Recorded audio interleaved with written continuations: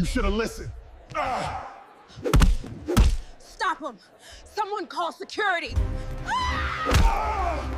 The slap landed before anyone could breathe.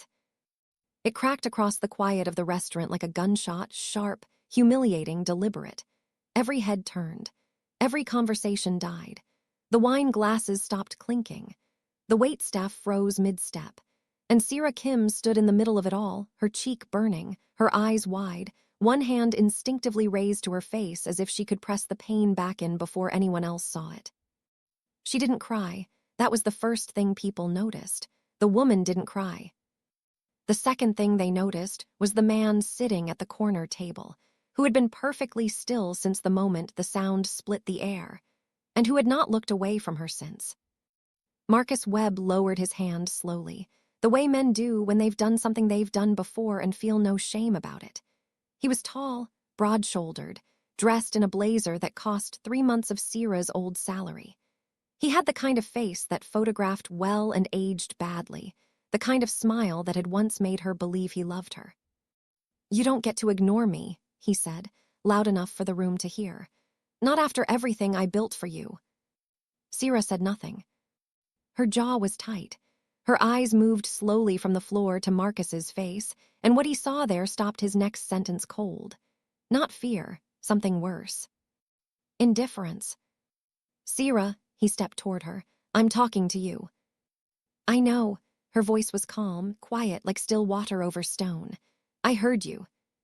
She straightened her coat, white cashmere, perfectly cut, the kind of thing she'd never once owned during their 3-year marriage, and she adjusted the single diamond stud at her ear with the measured patience of a woman who had somewhere important to be and had already decided this moment was beneath her. That was when Marcus noticed the coat, the earrings, the way she carried herself now, like weight had been removed from her spine that she'd been bent under for years. "Where are you even going dressed like?" "That's not your business anymore, Marcus." She walked past him. He grabbed her wrist. The room went very, very quiet. 3 years ago, Sira Kim had been exactly what Marcus Webb needed her to be, grateful. She had been 26, fresh out of a nursing program, working double shifts at a downtown Chicago hospital, sending money home to her mother in Seoul whenever she could. She hadn't had time for a life, let alone a relationship. But Marcus had walked into her world like something cinematic, charming, persistent, full of promises she'd been starved enough to believe. They were married in 11 months. Divorced in less than 3 years. The marriage had broken down the way all quietly violent things do, slowly, then all at once. Marcus had never raised his hand to her. He'd been smarter than that. He'd used words instead, the kind that don't leave marks but do permanent damage. He'd dismantled her confidence with precision, rebuilt her dependency with care. And when she finally understood what he'd done to her, she had $47 in her personal account, no car, and a studio apartment that smelled like someone else's cigarettes. The divorce had been swift. The settlement had been nothing. Marcus had made sure of that. He'd used her exhaustion, her isolation, her desperate need for it to simply be over, and he'd walked away with everything and called it fair. He had told people she'd been the difficult one. He had told her family, through intermediaries, carefully, with just enough regret in his voice to sound credible that he'd tried his best. He had moved on before the ink was dry. Sira had simply disappeared. That was 14 months ago. No one who knew her then had heard from her since. The restaurant was called Venue, and it was the kind of place that didn't advertise. You came here because someone who mattered had brought you, or because someone who mattered knew your name at the door. Crystal on every table. Low lighting that made everyone look like they were worth more than they were. A menu with no prices, because if you needed to ask, you weren't supposed to be here. Marcus had come because his new investor had a standing reservation. A good night, potentially a very good deal. He hadn't expected to see Sira. She had been crossing the main floor when their eyes met, and the expression on her face had done something to him he didn't like. She hadn't flinched. She hadn't looked away quickly, hadn't done that thing she used to do where she'd make herself smaller to avoid a confrontation. She'd looked at him the way you look at a problem you've already solved and filed away. He had followed her across the room. He had spoken. She hadn't responded the way he wanted. And then his hand had moved. Old habit, not a hitting habit. He'd never technically hit her during the marriage. But the grabbing, the grip on the arm, the jaw pointed in his direction, that had always worked before. Force her attention back to him. Remind her of the architecture of their dynamic. She responded to authority. That was something Marcus had always been certain of. But the woman standing in front of him now did not seem certain of the same thing. She looked at his hand on her wrist. She looked up at his face. She said quietly, "Let go of me. We need to talk. Let go of me, Marcus. Don't cause a scene." "You already caused the scene." Still quiet, still calm, still that unnerving patience, like she was watching a clock she knew would hit 0. "You can stop now." He tightened his grip. And the man at the corner table stood up. He didn't stand the way most men stand. There was no scraping of chair legs, no clearing of throat, no announcement of intent. One moment he was seated, and the next he was simply upright, tall, still, immaculately dressed in black, the kind of stillness that doesn't come from stillness at all but from absolute control of every muscle in the body. He was Korean, late 30s, sharp jaw, darker eyes, the kind of face that had seen enough of the world to have stopped being impressed by most of it. He wore no jewelry except one ring on his right hand, dark metal, no stone, unremarkable to anyone who didn't know what it signified. He did not raise his voice. He did not cross the room quickly. He walked the way men walk when they have never once in their adult life needed to hurry, because the world has always rearranged itself before they arrived. Unhurried. Absolute. He stopped beside Sierra. He did not look at Marcus immediately. He looked at Sierra first, a brief, quiet thing, a question asked and answered without a single word, and then he turned his gaze to the hand still gripping her wrist. He looked at it the way you look at something that has made an error it doesn't yet understand. "Remove your hand," he said. 2 words, room temperature, quiet as a verdict. Marcus stared at him. "Who the hell are you?" The man didn't answer. He looked at Marcus the way a surgeon looks at a problem before deciding how to cut, and Marcus, who had never in his life backed down from anyone, felt something cold move through his chest that he would later refuse to name. "I said remove your hand." Marcus released her wrist. He wasn't sure why. He would tell himself later that he'd chosen to, that it had been his decision. He would tell himself a lot of things later. Sierra stepped closer to the man. Not toward him, exactly, more like gravity. Like a shift in orbit so subtle it looked like nothing and changed everything. The man placed one hand at the small of her back. The touch was light. Possessive only in the way that certainty is possessive, not claiming, simply accurate. "This is mine. This has always been mine. You should have known." He looked at Marcus one final time. "You will not touch her again," he said. Still quiet, still utterly without heat. But Marcus Webb, who had spent his entire adult life reading rooms and understanding power, understood in that moment, with complete and sudden clarity, that he was standing in front of a man for whom the consequences he was describing were not threats. They were logistics. He took a step back. The man turned away from him as though he had already ceased to exist. He said something quiet to Sierra, too low for anyone else to hear, and she nodded once, and they walked together toward the private dining corridor beyond the main floor. No one in the room spoke until they were gone. Marcus stood there, his hand at his side, the memory of that voice still sitting in his chest like a stone dropped in water, rippling outward, settling cold. He looked around the room. A dozen faces looked carefully away. He pulled out his phone. His fingers weren't steady. He typed a name into a search engine, Han Yi-won. The results loaded. Marcus Webb read the first line once. Then he read it again.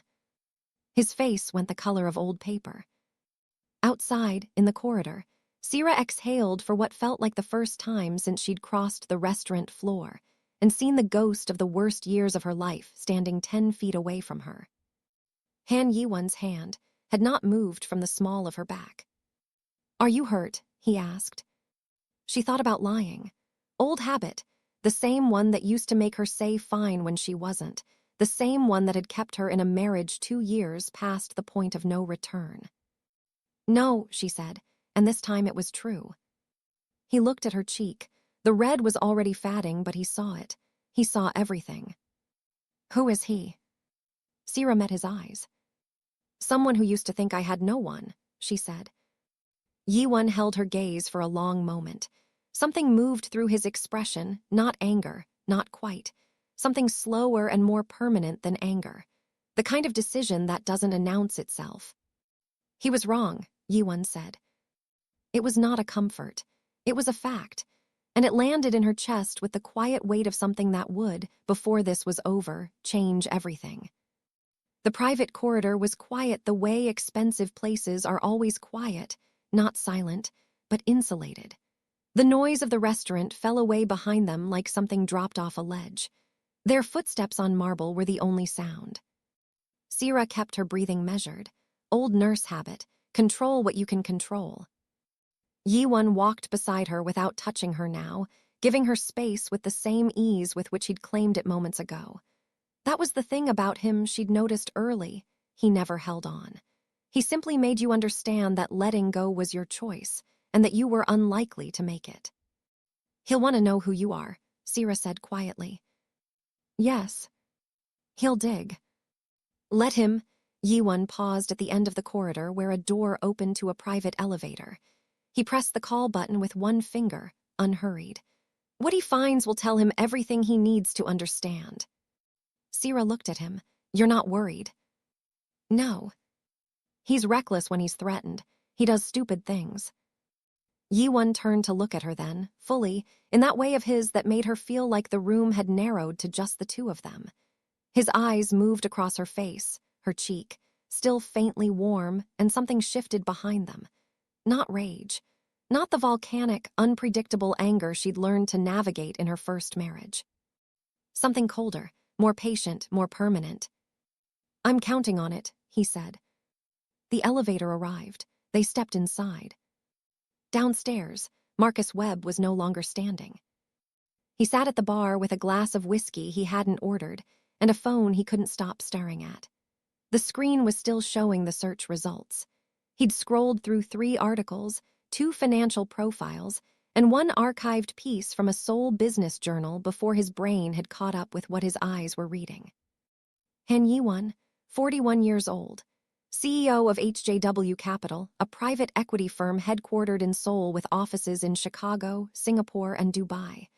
On paper, and there was a great deal of paper, a legitimate businessman, a philanthropist even.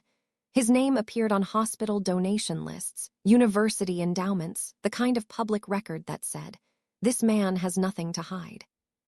But Marcus Webb had spent 12 years in commercial real estate and finance. He knew how to read what wasn't written.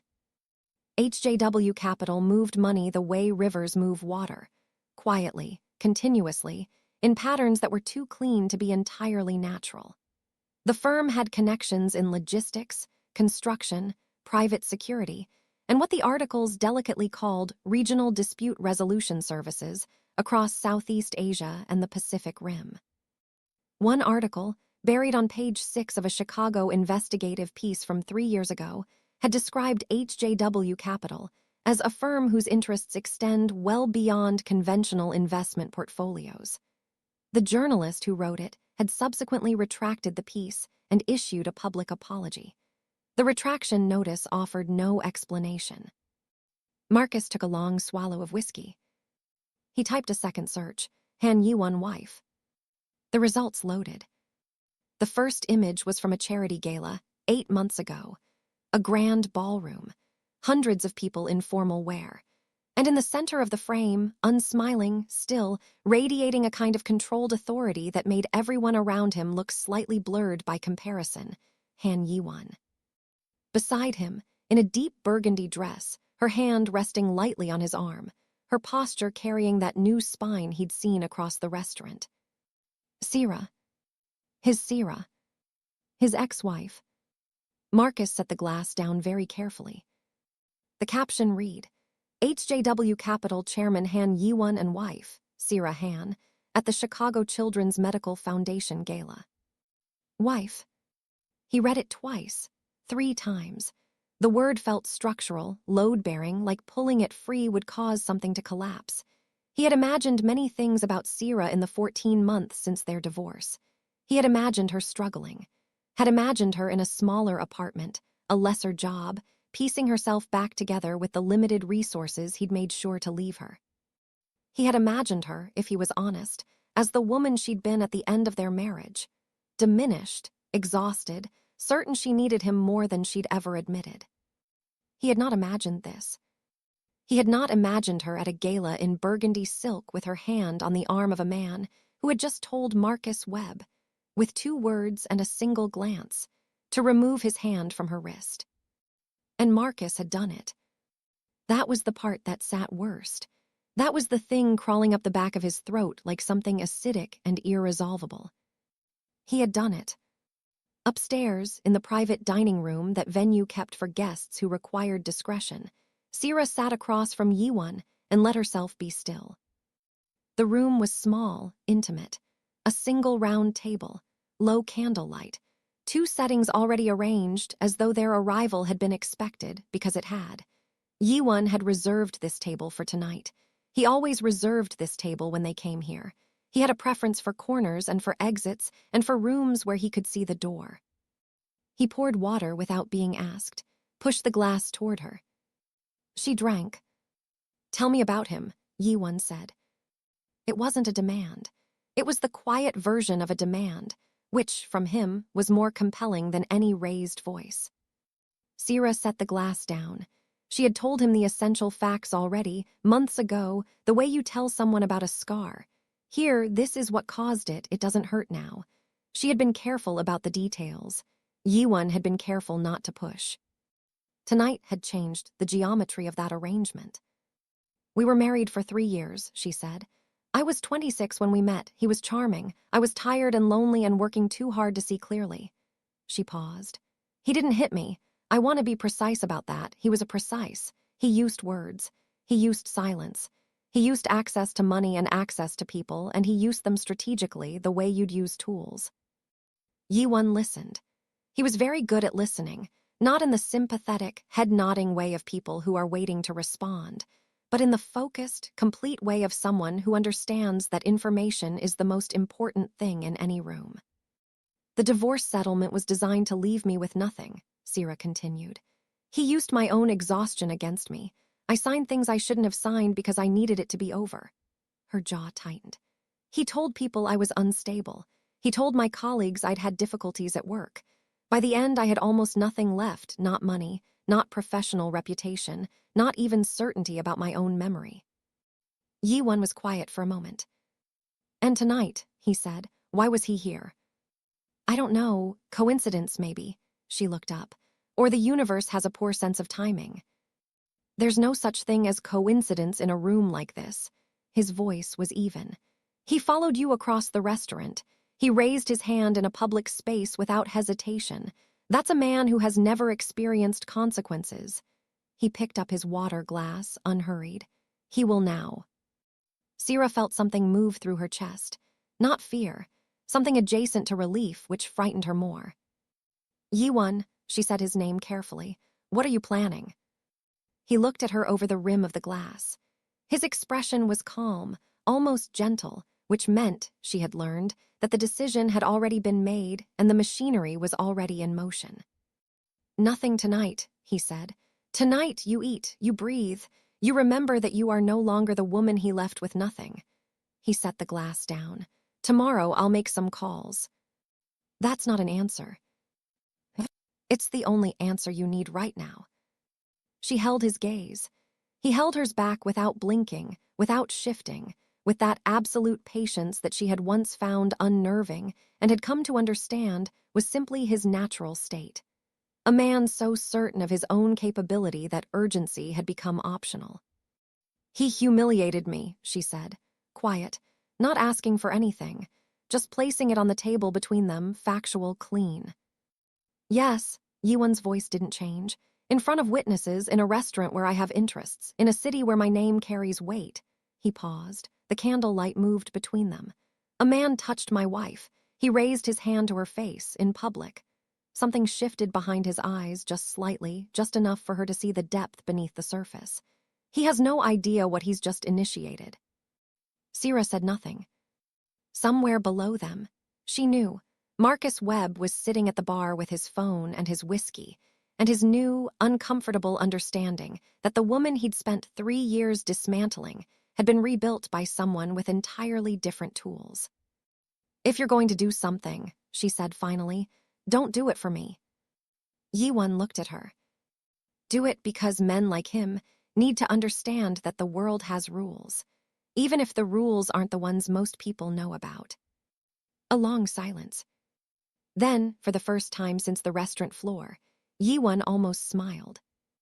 "Go back to your meals, Sierra," he said quietly, and he reached across the table and covered her hand with his, light, warm, and utterly certain. Outside, the city moved and hummed and breathed around them, indifferent and loud and full of people who didn't yet know that a very quiet, very dangerous man had just made a very quiet, very permanent decision. Marcus Webb had raised his hand. And Han Yiwon never let debts like that go unpaid. Marcus Webb did not sleep that night. He lay in the king-sized bed of his Gold Coast apartment, the one he'd kept after the divorce, the one with floor-to-ceiling windows and a view of Lake Michigan that had once made him feel like he'd won something, and stared at the ceiling until the light through the glass went from black to gray to the cold, flat white of a Chicago morning. His phone was on the nightstand. He'd picked it up 11 times between midnight and 4 a.m. He'd opened searches, closed them, typed messages he hadn't sent, called his lawyer once, at 2:15, and hung up before the voicemail finished its greeting. He didn't know what he would have said anyway. "I slapped my ex-wife in a restaurant, and her new husband is apparently someone the internet is afraid to write about." He sat up at 5:47, went to the kitchen, made coffee with the precision of a man trying to impose order on a morning that felt structurally unsound. He stood at the window with his mug and looked at the lake, gray and vast and indifferent, and he made himself think clearly. He was Marcus Webb. He had built a career from nothing. He had negotiated deals that made grown men sweat. He had come from a one-bedroom apartment in Evanston and worked his way into rooms where people spoke quietly and moved enormous amounts of money and called it ordinary. He did not panic. He did not flinch. He was not the kind of man who got rattled by another man's silence across a restaurant. He repeated these things to himself, with the careful repetition of someone who is no longer entirely certain they are true. Then he called Derek Musa. Derek Musa was the kind of man every ambitious person kept in their contacts under a misleadingly ordinary name. He appeared on paper to be a private consultant. In practice, he was someone who found information that wasn't meant to be found, and who had never once in 15 years of working with Marcus asked a question he wasn't paid to ask. He answered on the second ring. "I need a full profile," Marcus said. "Han Yiwon, HAN Korean national, runs a firm called HJW Capital, Chicago office. I need everything that isn't in the public record." A pause, the kind of pause Derek rarely took. "Say that name again," Derek said. Marcus said it again. Another pause, longer. "Marcus," Derek's voice had changed, flatter, more careful. "Where did you encounter this person?" "That's not relevant." "It's very relevant. Where?" Marcus set his coffee mug down. "A restaurant, last night. Why?" Silence on the line. Then, what was the nature of the interaction? Something cold moved through Marcus's chest again. The same sensation as the night before in the restaurant, like air pressure dropping before a storm. "Derek, tell me what you know." "I know enough to tell you to leave it alone." "That's not." "Marcus," Derek never interrupted. In 15 years, he had never once interrupted. "I have worked in this city for a long time. I have built files on senators, on federal prosecutors, on 3 sitting judges and 1 former mayor. I have done things for clients that I will take to my grave and sleep fine about." A beat. I will not build a file on Han Yi-won, and if you're smart, you won't ask anyone who will. The line went quiet. What is he? Marcus asked. Derek exhaled. He is the reason certain business disputes in the city get resolved without lawyers. He is the reason 2 real estate developers who tried to move against his interests in 2019 subsequently relocated their entire operations to other states. Voluntarily. Another pause. He is the reason a city councilor who publicly criticized one of his construction contracts died in a car accident that every traffic investigator called an accident. And not one of them looked twice.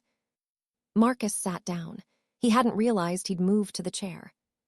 He's been in Chicago 4 years, Derek continued. Before that, Seoul, before that, nobody knows, and the people who used to know are no longer in positions to share. His voice was very low now, almost careful. Last night, the interaction, what happened exactly? Marcus said nothing. Marcus, what did you do? Still nothing. Derek made a sound, not quite a sigh, something more resigned. Whatever you did, do not do it again. Do not contact him. Do not contact anyone connected to him. Do not engage the woman. You understand me. Whatever this is, let it be over. The call ended. Marcus sat in his chair by the window for a long time. The lake was still gray. The city was waking up around him, all traffic and delivery trucks and ordinary noise, and he sat inside it with the phone in his lap and the growing, nauseating certainty that he had done something in that restaurant that could not simply be undone. He thought about Sierra's face. Not last night's face, the calm, unbreakable face of the woman in white cashmere. The other face.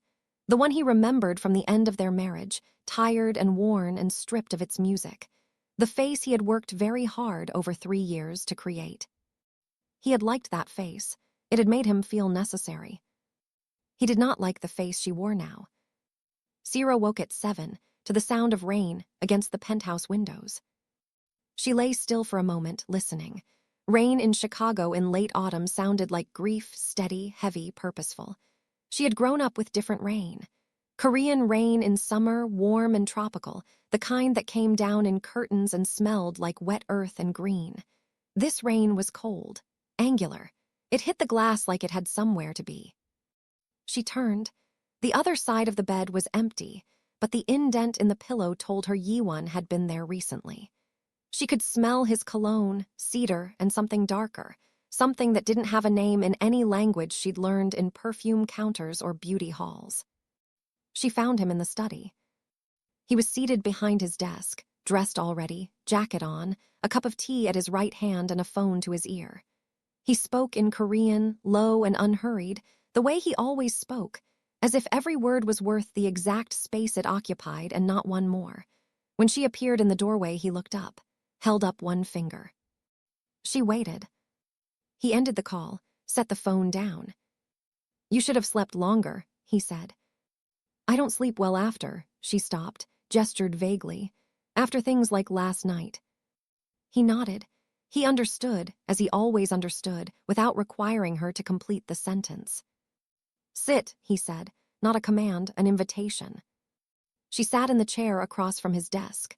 Leather, dark, the kind of chair that had been chosen to make visitors feel the slight disadvantage of being on the wrong side of the desk. It had never made her feel that way.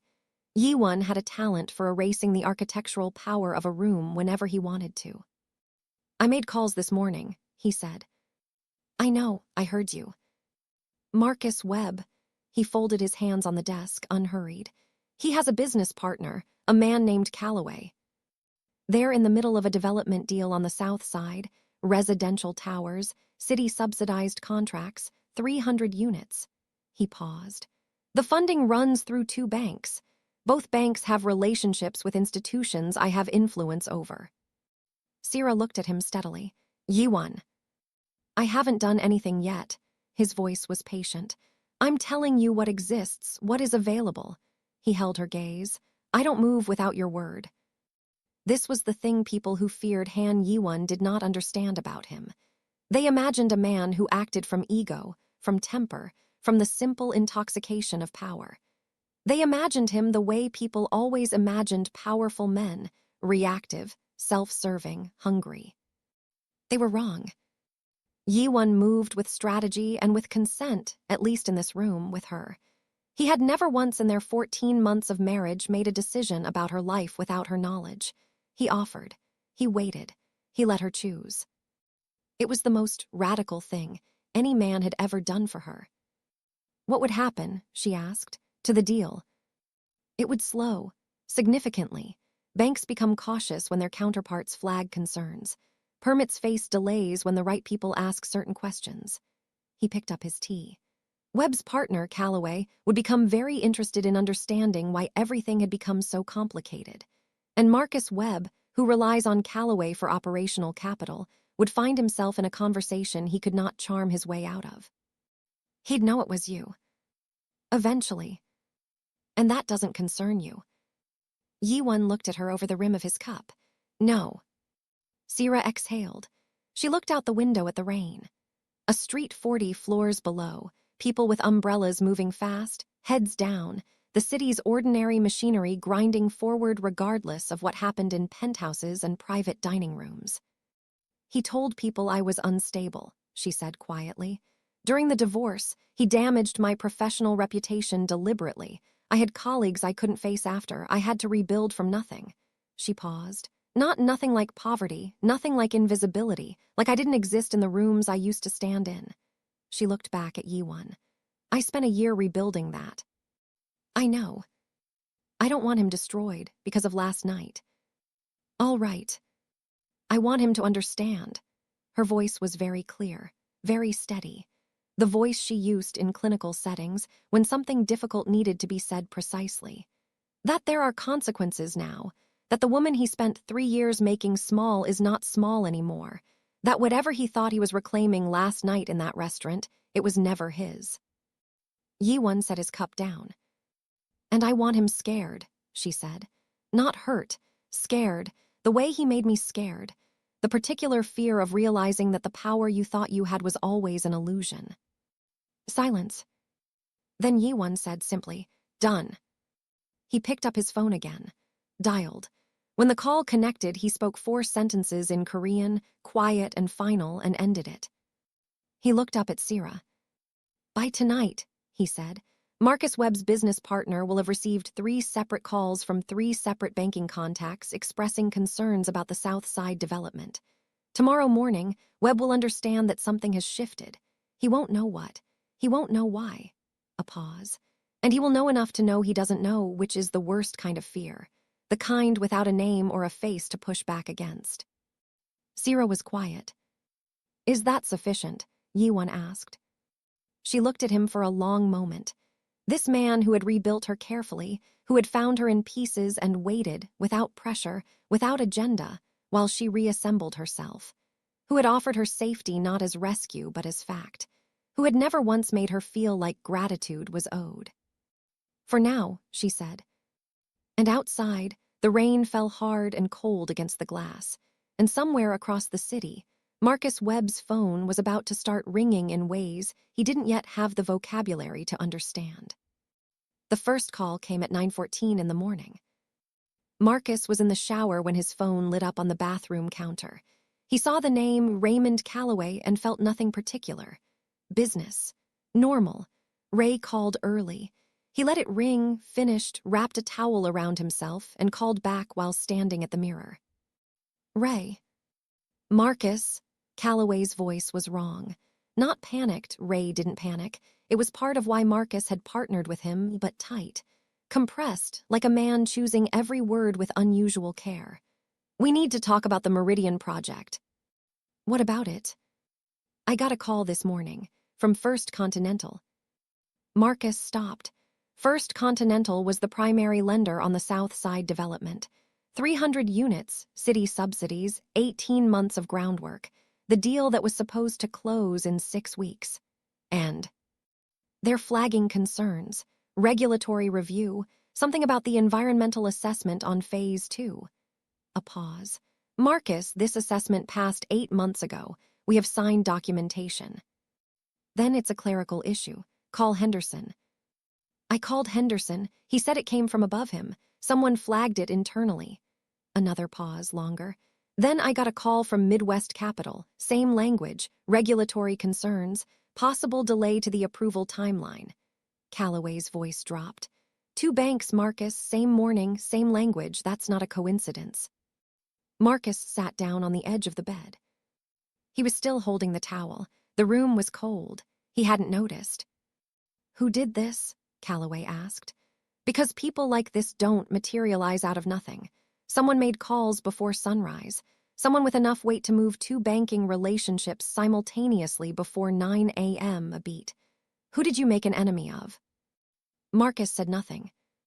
Marcus? Calloway's voice had changed again, harder now, the voice of a man calculating how much of his own exposure existed in this situation. I have $4 million in this development. My name is on the permits. Whatever you've done, I need to know now so I can decide whether I need to protect myself. I haven't done anything. Then why are 2 banks calling me at dawn? Marcus hung up. He sat in the cold room with the phone in both hands and felt the architecture of the things settling around him like walls built overnight. Invisible, structural, already weight-bearing. Han Yi-won had not raised his voice, had not sent a message, had not appeared at his door or made a threat or done any of the things that men in movies do when they want you to understand your position. He had simply reached into the machinery of Marcus's livelihood and turned something quietly in the dark before the city was even awake. And the truly terrible thing, the thing that made Marcus's hands unsteady on the phone, was that it hadn't even felt like a beginning. It had felt like a demonstration. Sierra spent the morning at the hospital. She was 3 days a week on rotation at Northwestern Memorial now, back in the cardiac unit where she'd trained before the marriage had slowly consumed her professional life. Yi-won had not asked her to return to nursing. He had not suggested it, had not managed her choices, had not made her feel that her career was a gift he was permitting. He had simply made space, and she had filled it on her own timeline with her own reasons. She liked the ward. She liked the particular quiet of clinical work, the ordered chaos of it, the precision, the way a patient's chart told a story that required her full intelligence to read correctly. She liked that in this room, her competence was the only currency that mattered. She was reviewing a chart outside room 14 when her colleague Dr. Priya Anand appeared at her shoulder. Good morning. Priya handed her a coffee without being asked, an old habit from residency that Sierra had never stopped appreciating. You look like you didn't sleep. I slept. You look like you slept the way people sleep after something happened. Priya fell into step beside her. Good something or bad something? Sierra considered this. Both. Cryptic. Accurate. They walked to the end of the corridor. Through the wide windows, Chicago was gray and rain-soaked and relentlessly itself. Sierra drank the coffee and let it ground her back into her body. The ward had that effect, it demanded presence. You could not be distracted on a cardiac unit. The work insisted on your full attention, which was, some days, the only mercy. I ran into Marcus last night, she said. Priya stopped walking. Sierra felt rather than saw the stillness. Priya had been there, peripherally, for the end of the marriage. Not for all of it, nobody had been for all of it, but enough. She'd been the colleague who'd noticed the slow dimming. Who'd asked once and been shut down gently, and hadn't pushed but had stayed close. Where? Priya said carefully. Venue, we were having dinner. What did he do? It wasn't a question. That, Sierra thought, said everything about what people who'd known her then still understood about Marcus, even now. Not what happened or are you okay, but the flat, knowing certainty of what did he do. He slapped me, Sierra said, evenly, as though reporting a clinical finding.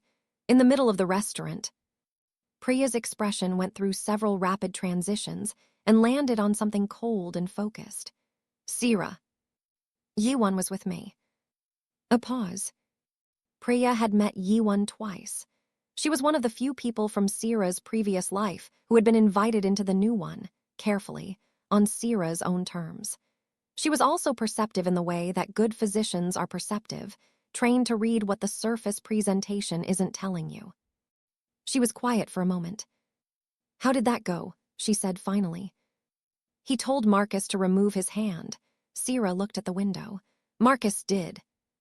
Another pause, and after, "Nothing, last night." Sierra curled both hands around her coffee cup. This morning, apparently, 2 of Marcus's banking relationships started making phone calls. Priya was silent for a long beat.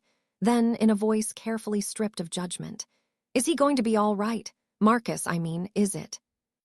"Nothing violent." Sierra said it quickly, clearly, because it mattered to her that it was true. Yi-won doesn't, she stopped, chose the next words with care. "He operates within certain lines. He understands the difference between punishment and consequence."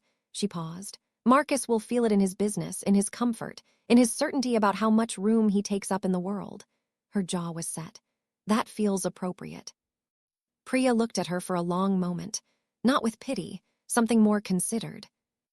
"You know, most people have no idea," she said quietly, "what you looked like at the end of that marriage." Sierra said nothing. "I mean, they see you now. The coat, the address, the way you walk into rooms, and they think Han Yi-won's money changed you." Priya shook her head slowly. "It wasn't the money, was it?" Sierra thought about the first night she'd met him. Not the gala, not the introduction through a mutual connection who'd moved in both their orbits by improbable accident. The first real night, a dinner that had become a conversation that had lasted 4 hours, and at the end of which Yi-won had said, with complete simplicity, "You are more than you've been allowed to believe." Not as flattery, as observation, as a man reporting what he saw.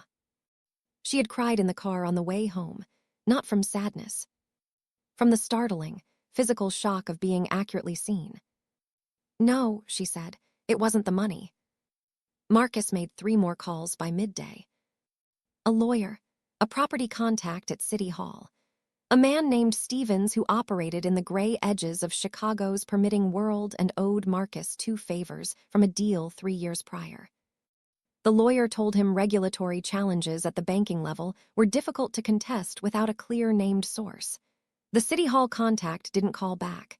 Stevens called back in 20 minutes with a voice that had the same quality as Derek Musa's, careful, compressed, stripped of its usual ease. "I looked into it," Stevens said.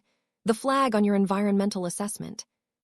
And I'm going to give you advice that I'm giving you for free because I genuinely don't want to see what happens if you push this." A pause. "Drop the inquiry. Don't ask where it came from. Don't try to root around it. Don't call anyone else in the permitting chain because every call you make is being noted." Marcus's throat tightened. "By whom?" "Marcus."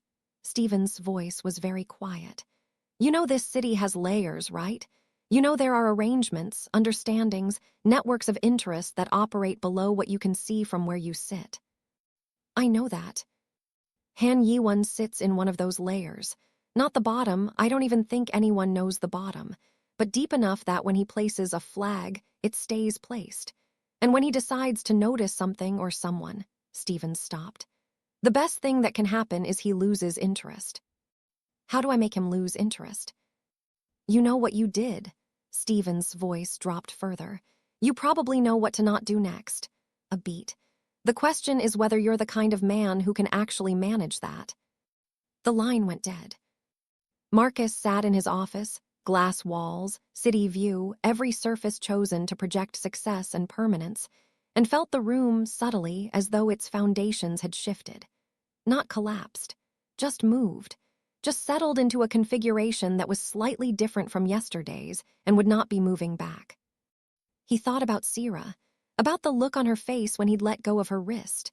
Not relief, not fear. That terrible, composed indifference as though she had already known before he'd done it, before the room had gone quiet, before the man in black had stood up from the corner table, exactly how this would go. As though she had been prepared.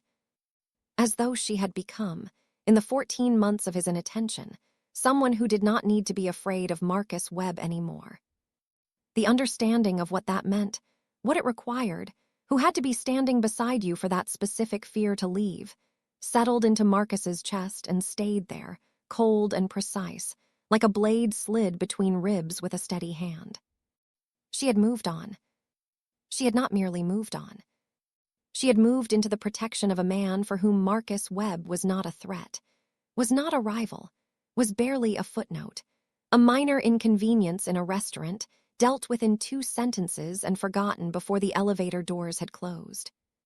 And Marcus, who had spent 3 years making Sierra believe she was nothing without him, was discovering, with quiet and devastating clarity, what nothing actually felt like. His phone buzzed, Calloway again. He didn't answer. Outside, the rain kept falling, indifferent and cold, and thoroughly unimpressed with anything Marcus Webb had ever built. Marcus Webb made a mistake on the 3rd day. He knew it was a mistake while he was doing it. That was the particular quality of the thing, not impulsive, not blind, but chosen anyway, the way exhausted and frightened men choose things when the alternative is simply sitting still inside their fear. He went to the hospital. He had found it easily enough. Sierra's name was still attached to her nursing license, publicly searchable, and the Northwestern Memorial Cardiac Unit was listed in a professional directory that took him 4 minutes to locate. He told himself he wasn't going to make a scene. He told himself he only wanted to talk. He told himself that if he could just stand in front of her, just Sierra, without the man, without the restaurant, without the weight of that quiet voice telling him to remove his hand, he could find his way back to the architecture he understood. The one where he had leverage and she did not. He waited in the lobby for 40 minutes. He saw her come off the elevator at 11:50, still in scrubs, a stethoscope around her neck, moving with the brisk, purposeful stride of someone who had 17 things to do and was already calculating the order. She was not looking at the lobby. She was looking at her phone, one thumb scrolling, the other hand carrying a paper coffee cup. She looked up. She saw him. She stopped. Not the way she used to stop, that old involuntary freeze, the body's memory of learned caution. This was different. This was a woman who had seen something she hadn't expected and was rapidly deciding what it meant and what to do about it. 2 seconds. 3. Then her expression settled into something smooth and unreadable, and she walked toward him anyway. Marcus, her voice was clinical, stripped. The voice she used, he imagined, when a patient was not going to like what she had to say. I need 5 minutes. I'm on break. Then you have 5 minutes. She looked at him. Then she looked past him, a brief, comprehensive scan of the lobby, exits, distances, the security desk 20 feet to the left, and then back at his face. Here, she said. Whatever you need to say, you say it here. He hadn't wanted an audience, but she'd known that, of course. She'd positioned them in the most public part of a public building with a security guard in eyeline. The old Sierra would not have done that. The old Sierra would have retreated to somewhere private, somewhere the conversation could be contained, somewhere his version of events would be the only one with witnesses. He felt the ground shift again, that same sensation. The foundations of the room he thought he was standing in, moving beneath him. The banks. He said, quiet, fast. Calloway is pulling out. He says the deal is too exposed now. 3 years of work on that project, Sierra, 3 years. She said nothing. I know what's happening. I know it's him. Still nothing. I need you to talk to him. Marcus leaned forward slightly. Not aggressive, he was being very careful about that with the security guard in eyeline. Persuasive, reasonable. The voice he used in negotiations, the one that had closed deals and charmed rooms and worked, almost always worked. Just tell him it was a misunderstanding, that I didn't mean. You slapped me, Sierra said. The words were not loud. They were not emotional. They were simply placed on the table between them, factual and immovable, the way she had placed things on the table in Yi-won's study. Clean, precise. In public, she continued. In a restaurant where I was having dinner with my husband, you grabbed my wrist and you hit me, in front of 30 people who all looked away because men like you have always been allowed to do things like that and have them looked away from. She paused. That is what happened. That is the only thing that happened. There is no misunderstanding to correct. Marcus's jaw tightened. Sierra, whatever is occurring with your business is not something I control. She looked at him steadily. I didn't ask for it. I didn't request it. I also won't be stopping it. Because you made a choice in that restaurant and choices have consequences, and I am no longer the woman who absorbs your consequences for you. Something moved across Marcus's face. Not remorse. She didn't think Marcus was capable of remorse in the true sense, the kind that required genuine reckoning with another person's reality. Something closer to frustration. The specific frustration of a man who has tried the tool that always worked and found it broken. "You've changed," he said, as though it were an accusation. "Yes," she said simply. "He changed you." She almost smiled. "I changed. He made room for it." She picked up her coffee cup from the counter where she'd set it when she stopped. "You never made room for anything, Marcus. You filled every available space with yourself and then told me I was lucky to have somewhere to stand." She turned slightly. "I need to get back to my patients. If you walk away." She turned back. Her eyes met his, and the thing in them now was not coldness, not hatred. Those would have given him something to push against. It was completion. The expression of a woman for whom this conversation had already ended before it began. "What?" she said. "What happens if I walk away, Marcus? What exactly do you have left to threaten me with?" He said nothing. "I thought so," she said.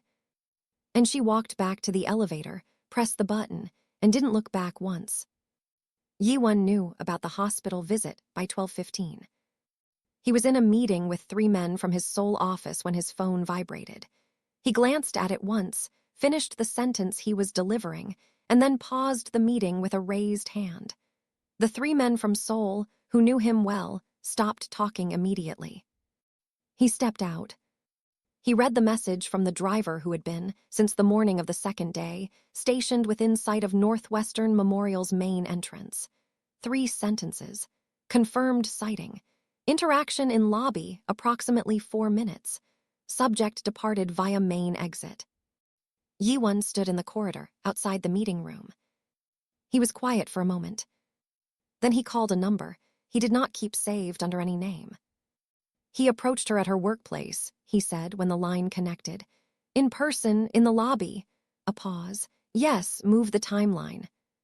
He ended the call. He went back into the meeting room, sat down, resumed the sentence exactly where he had paused it. The 3 men from Seoul exchanged a single glance between them, brief, private, the glance of people who had worked for Han Yi-won long enough to recognize the particular quality of his calmness, and to understand that it was the kind of calm that preceded things rather than followed them. At 2 in the afternoon, Raymond Calloway called Marcus from his car. "I'm out," Calloway said, without preamble, without the politeness of a setup. "I'm pulling my capital from Meridian. I've already spoken to my attorneys." Marcus felt the floor of his chest drop out. Ray, listen." "I've been in this business for 22 years, Calloway said. "I've worked with difficult partners, hostile regulators, corrupt officials. I have navigated things that would make your hair white." A pause. "I have never, not once, encountered a situation where 3 separate financial institutions, a city permitting contact, and 2 professional intermediaries all became unavailable within 72 hours of each other." His voice was flat, final. "Whatever you did, whoever you did it to, this is above my appetite for risk. Way above." "Ray, my attorneys will contact yours about the exit terms. I wish you well, Marcus. I genuinely do." A pause that felt, somehow, like condolences.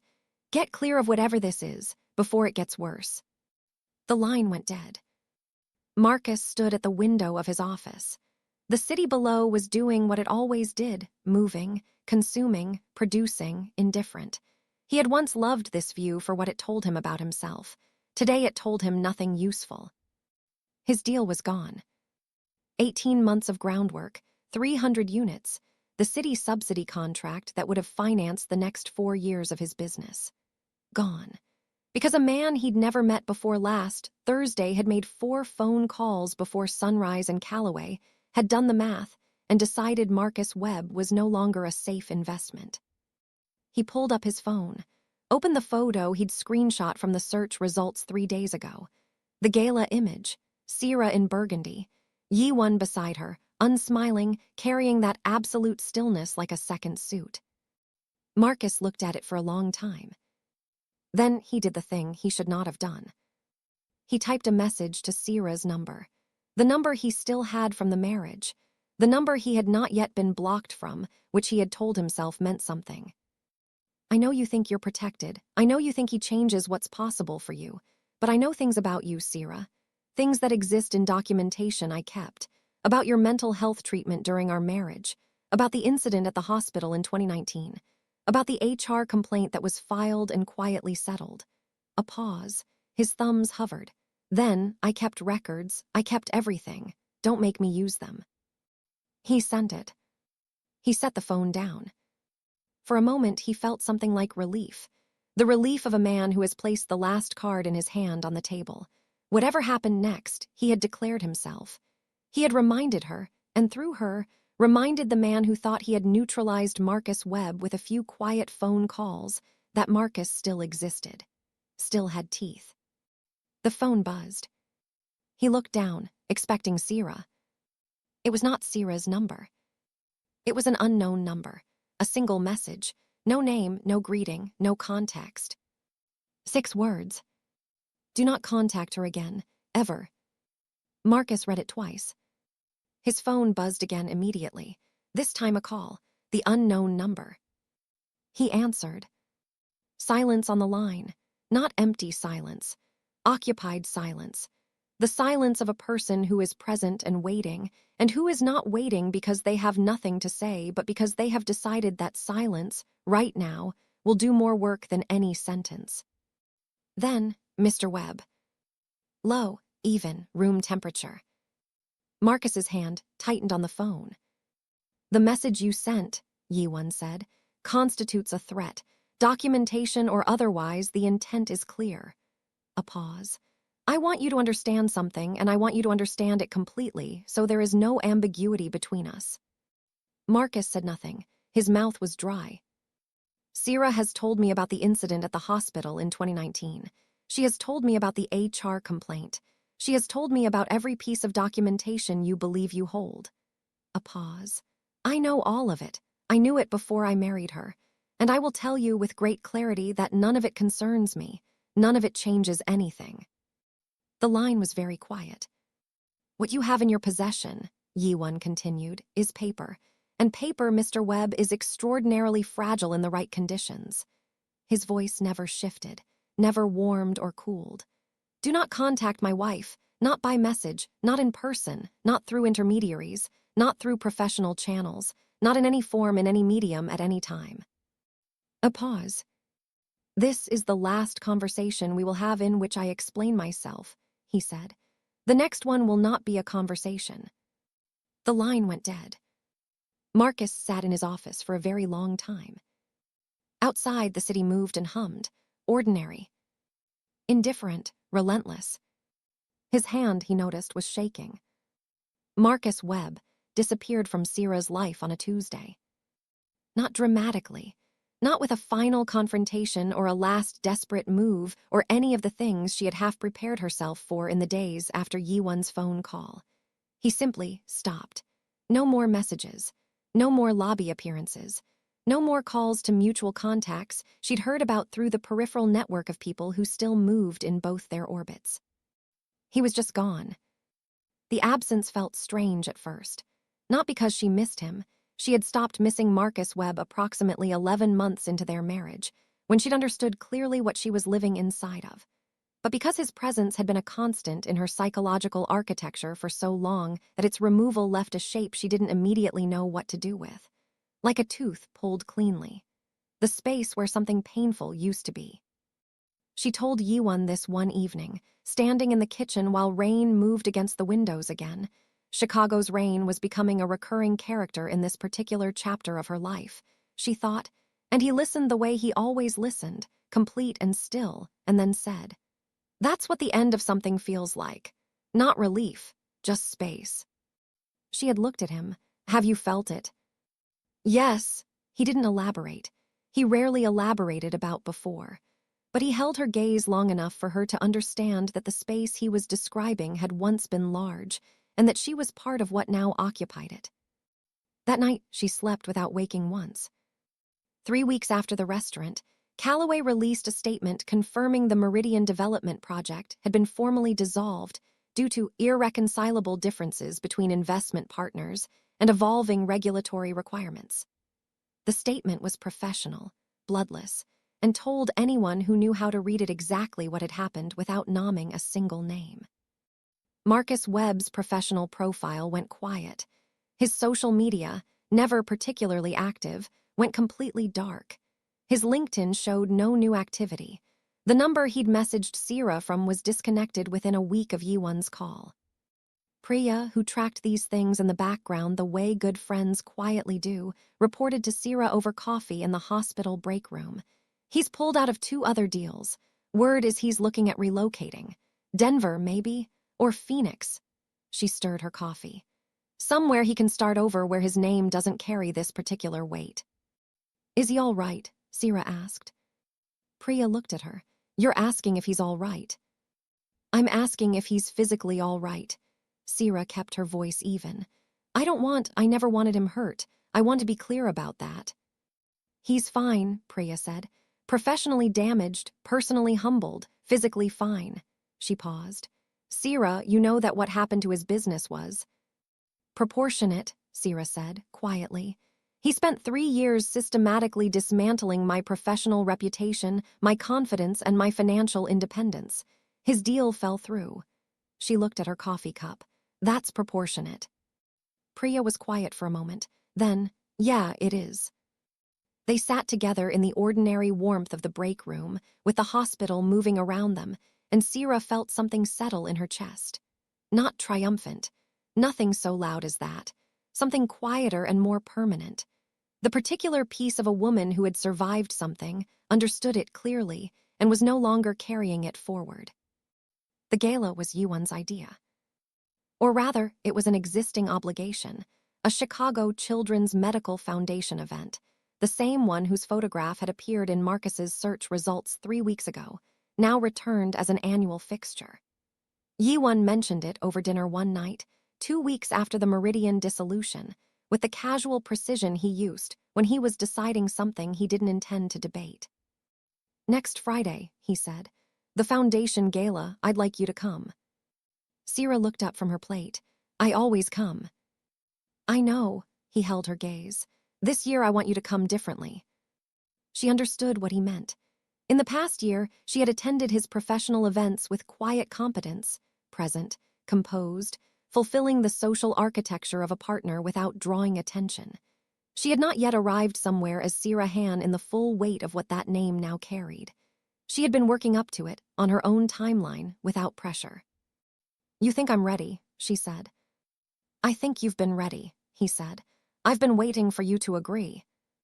She thought about the lobby of Northwestern Memorial, about standing in the most public part of a public building and saying, out loud, in a voice that did not shake, you slapped me. 2 words and a truth she had never once said to his face during the marriage. 2 words that had cost her nothing, finally, because she had nothing left to lose by them. All right, she said, Friday.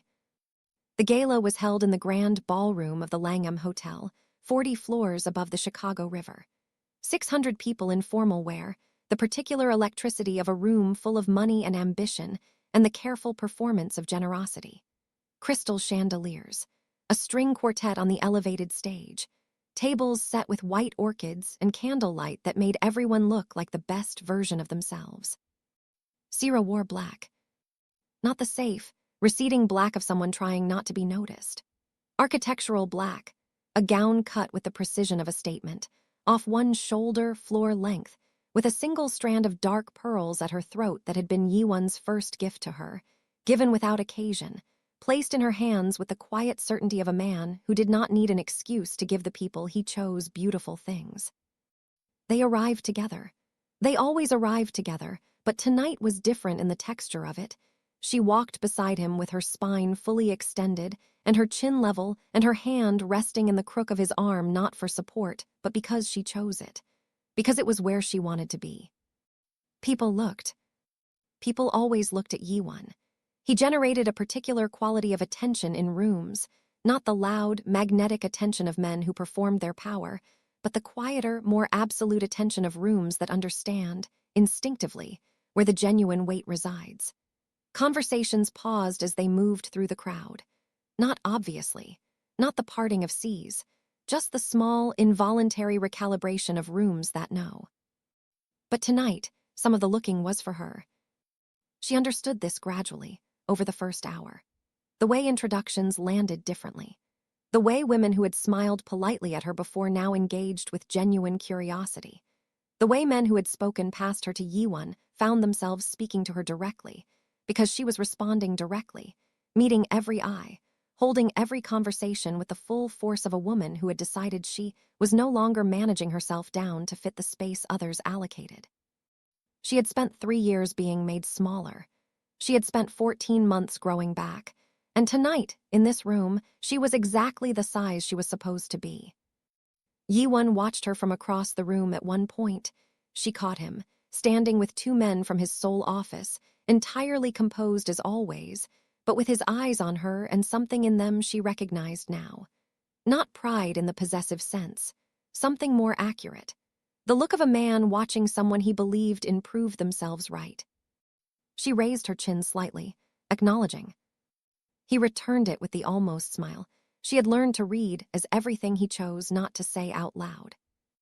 It was near the end of the evening when she found herself at the edge of the room, briefly alone, a glass of sparkling water in her hand, looking out at the city through the ballroom's high windows.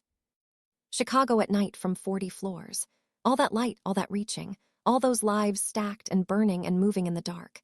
She had come to this city as a nursing student with $40 and a duffel bag. She had married wrong and paid for it in years and pieces of herself she'd had to retrieve one by one from the wreckage. She had rebuilt in the dark, alone, before anyone new had arrived. The rebuilding mattered. She needed to remember that. Yi-won had not rescued a broken woman. He had met a woman who was mid-reconstruction, who had already decided she would finish it with or without help, and he had simply helped. That was the distinction she held on to, not rescued, chosen, not fixed, witnessed. She felt him arrive beside her before she heard him. That was always how it was with Yi-won. His presence arrived first, like a change in air pressure, warm and specific. "You should be in the middle of the room," he said, "not the edge." "I like the view from the edge."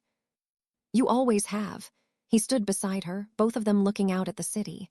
"How are you?" She considered the question seriously, the way she'd learned to consider his questions, because he asked them seriously and deserved serious answers. "I feel like myself," she said. "The version of myself I was trying to get back to 2 years ago when I had nothing." She paused. "I feel like her, just more." He was quiet for a moment. "Sierra," he said her name the way he said few things, with the full weight of his attention behind it, no fraction held back. "What happened 3 weeks ago? The restaurant, Webb, the things that followed." He turned to look at her. "I need you to know that none of it changed anything for me. My position, my commitment." He paused, choosing words with his usual precision. "You were never a woman who needed saving. You were a woman who had been convinced, by a man who required your smallness to feel significant, that you needed saving." His eyes held hers. "I was never saving you. I was simply refusing to participate in the lie." Sierra looked at him for a long time. The ballroom moved around them, bright and loud and full of beautiful strangers. The city blazed below. Somewhere across that city, Marcus Webb was packing his life into boxes and recalculating his future in a place where his name carried no particular weight.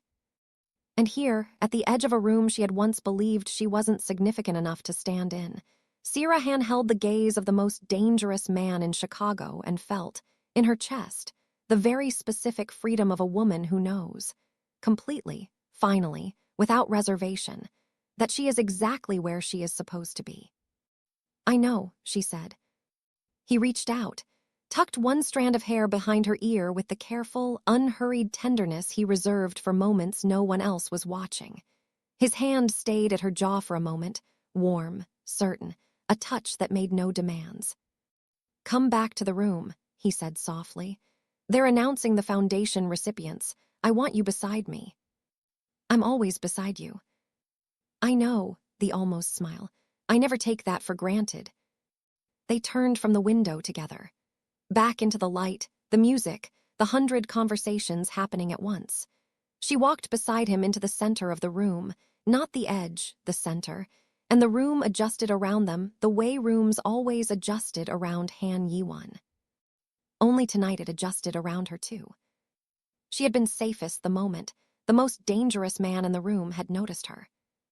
But she had been strongest the moment she had remembered she was worth noticing. And that second truth was entirely her own. Somewhere in Denver or Phoenix, or whichever city swallowed Marcus Webb's fresh start, a man who had once believed that making a woman small was the same as making himself large was learning, slowly and at great cost, the difference between the two. He would not recover from it quickly. Some lessons are priced that way.